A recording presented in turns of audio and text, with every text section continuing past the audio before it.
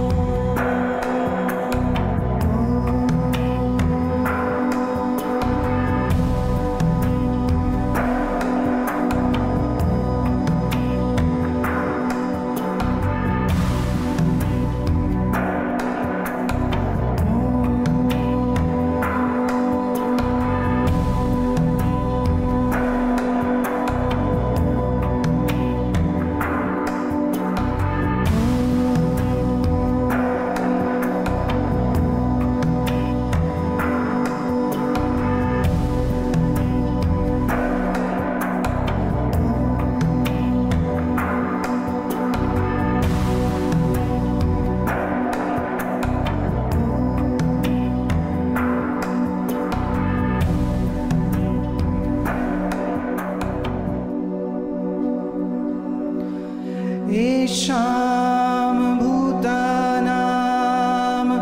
पृथ्वीरसः पृथ्व्यायापो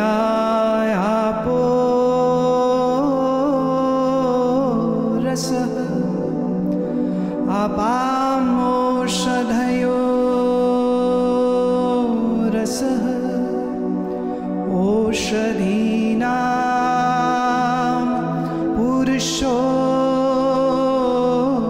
रसः पुरुषस्य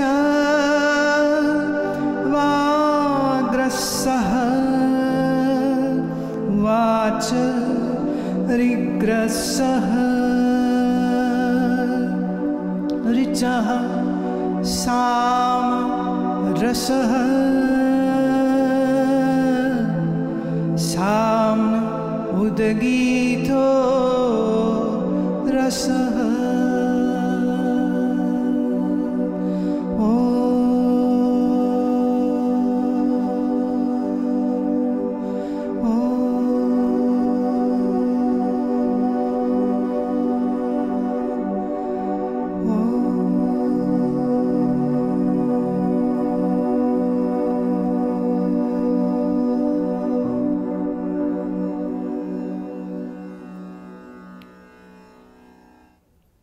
छांदोग्य उपनिषद का ये दूसरा मंत्र है। येषां भूतानां पृथ्वी रसः।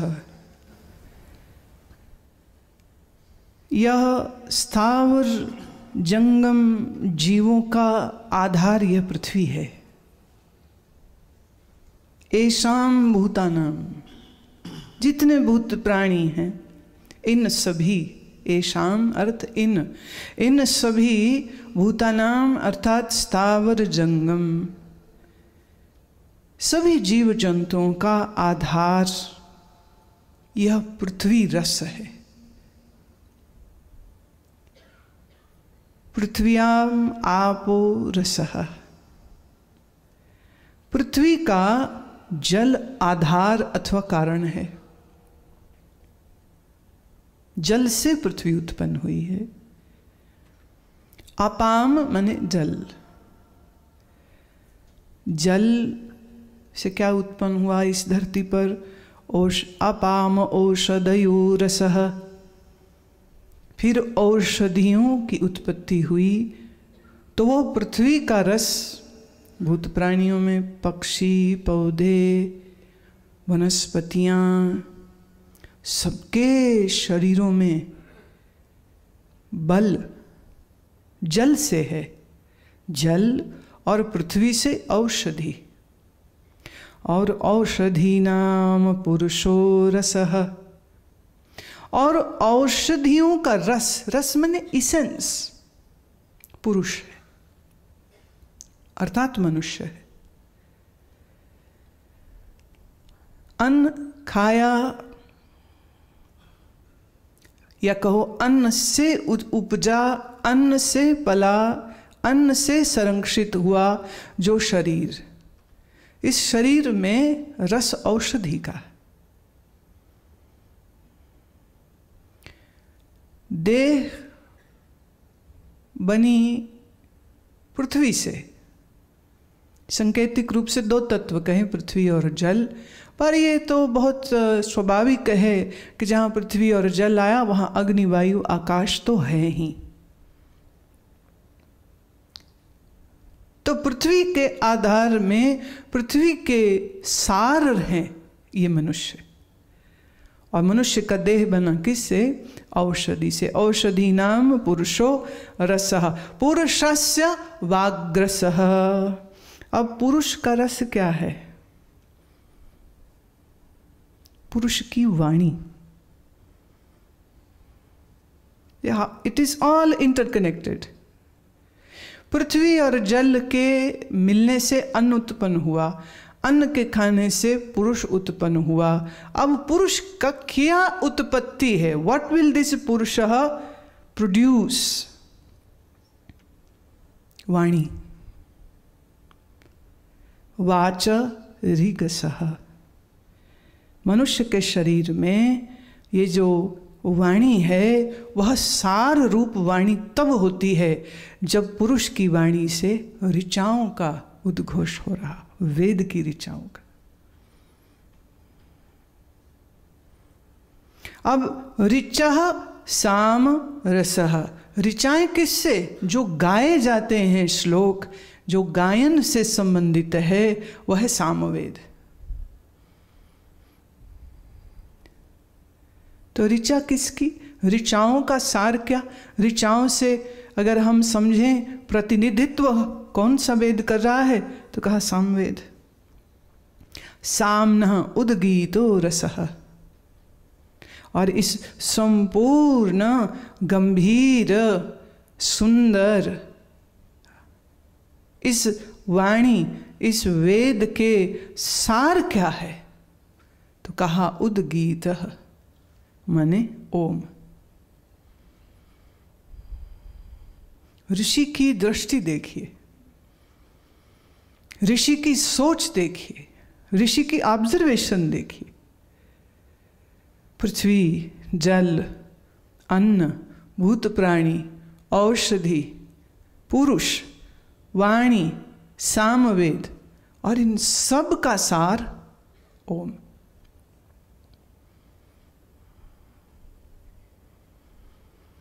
जैसे जड़ को जल दे दीजिए तो पूरे वृक्ष को जल मिल जाता है,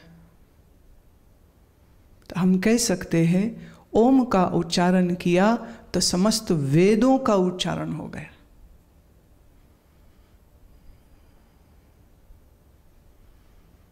मूल है, इसी से प्रणव से ही तो उत्पन्न हुआ।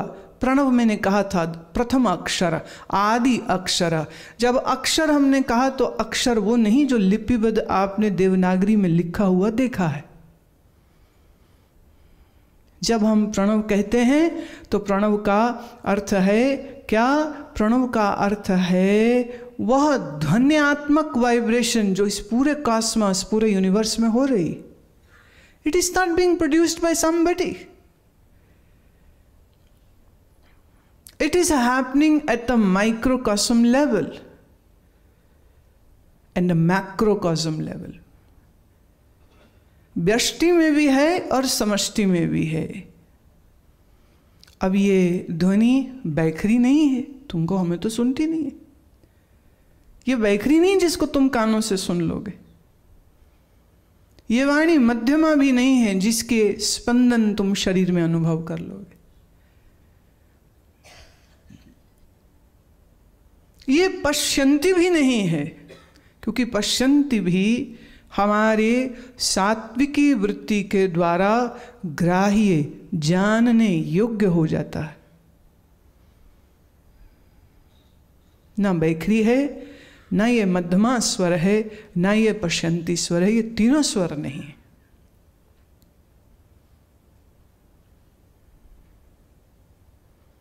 यूं कहें, the resonance left after and the resonance before the sound is uttered.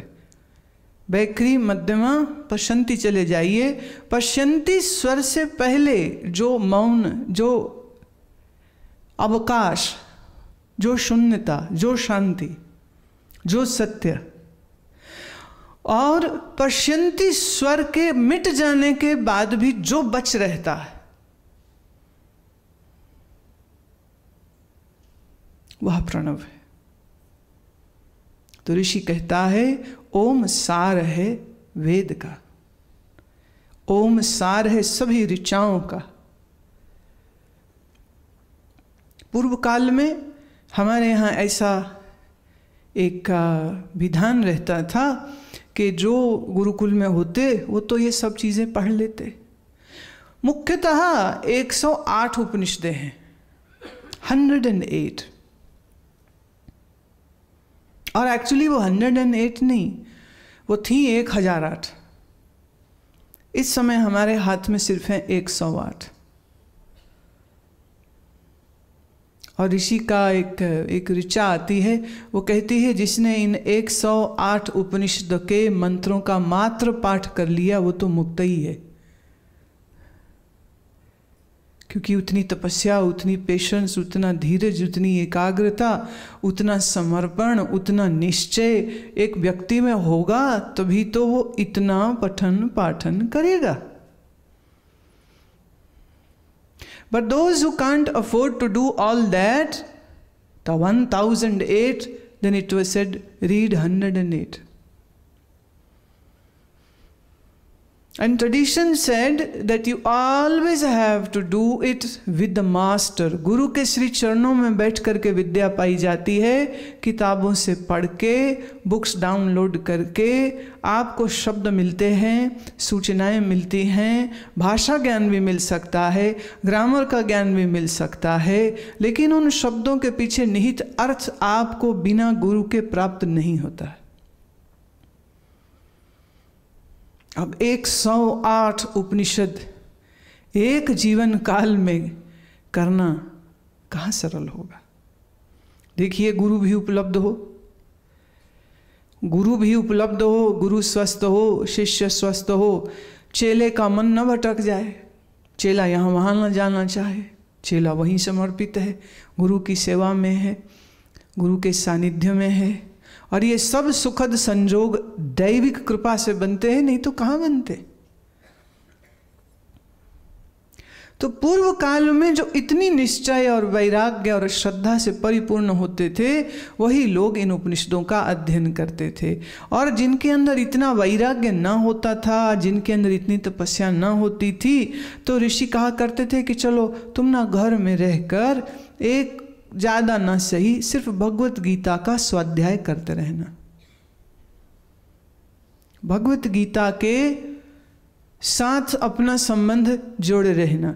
तो हमारे पुराने महात्मा तो गीता को माँ कहते थे, भगवत गीता नहीं कहते थे, गीता माँ।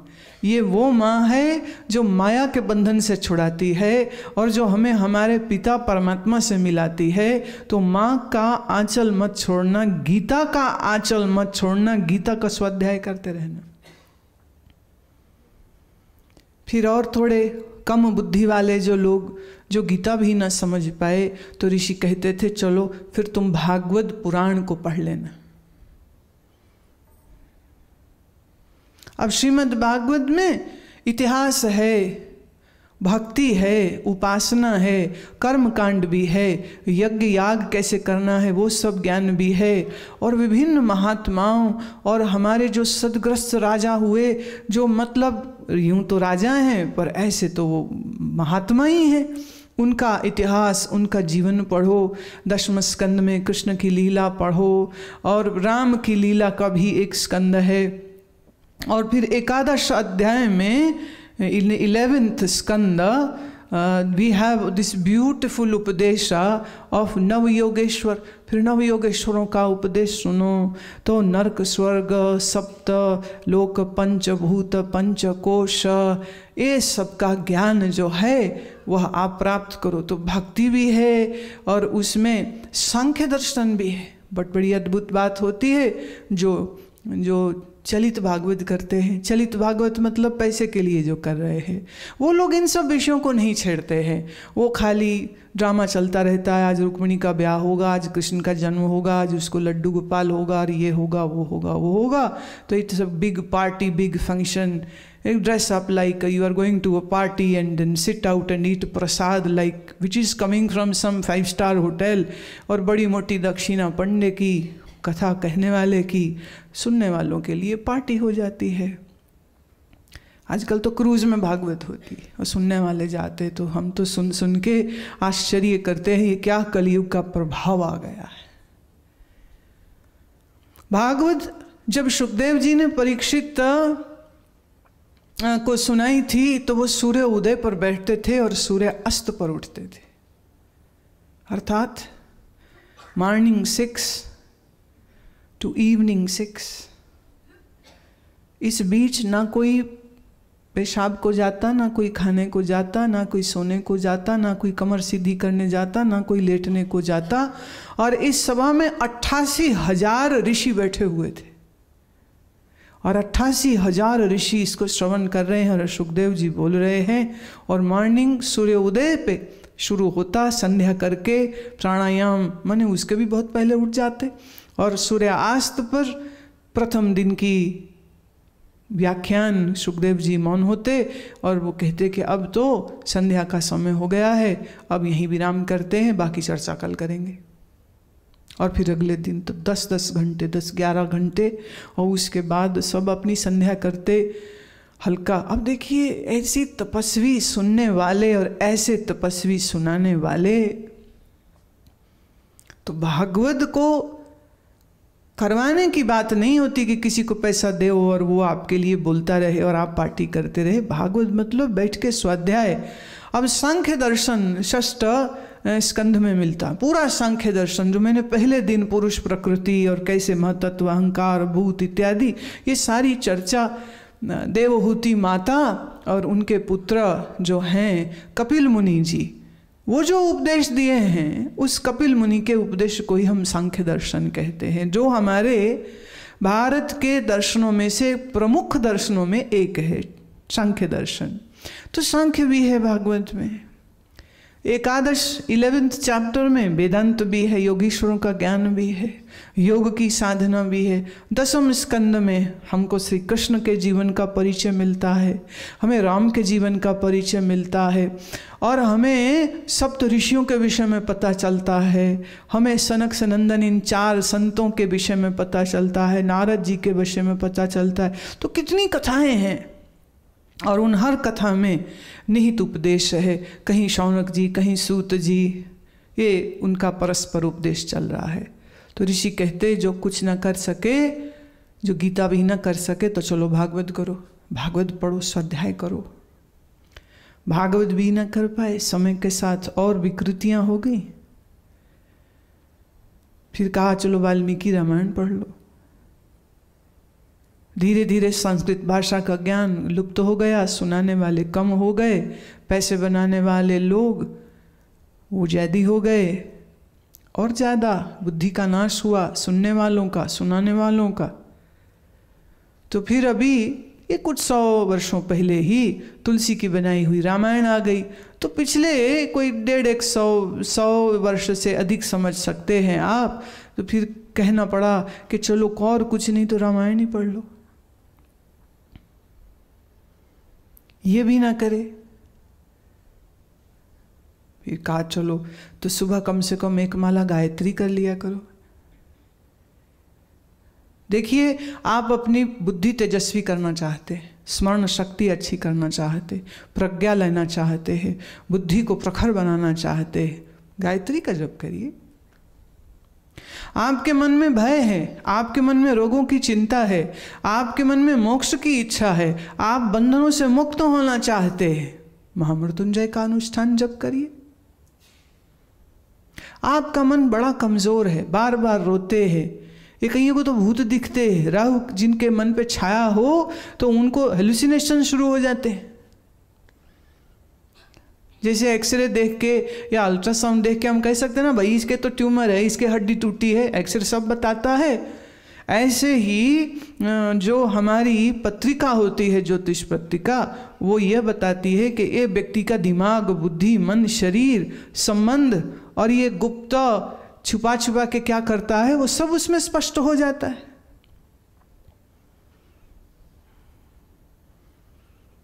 चीजें दिखती हैं, मन टिकता नहीं, नींद आती नहीं, मन भागता है, परेशान है। पंचाक्षरी मंत्र का जप करिए, ओम नमः शिवाय का जप करिए।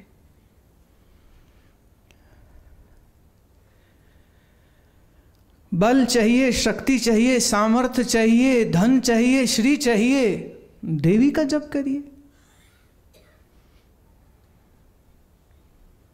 पर फिर बीज मंत्रों को गुरु से लेना चाहिए, अपने आप से गुरु के द्वारा जागृत मंत्रों को प्रसाद रूप से प्राप्त करके जब उसकी साधना करे तो मंत्र की शक्ति से मन को बल मिलता है, मन के विचारों को बल मिलता है, मन की सोच को बल मिलता है। तो फिर जिसको जो चाहिए वो मिल जाता है। क्या परेशानी है उसमें? दुखी काहे को होना, किस वास्ते दुखी होना? दुखी होने की कोई आवश्यकता ही नहीं है। तो जो लोग दुखी हैं वो सिर्फ इस बात का चिन्ह है कि उनके जीवन में ज्ञान नहीं है, समझ नहीं है, विवेक नहीं है, बुद्धि नहीं है, and in summary we can say guru नहीं है जीवन में।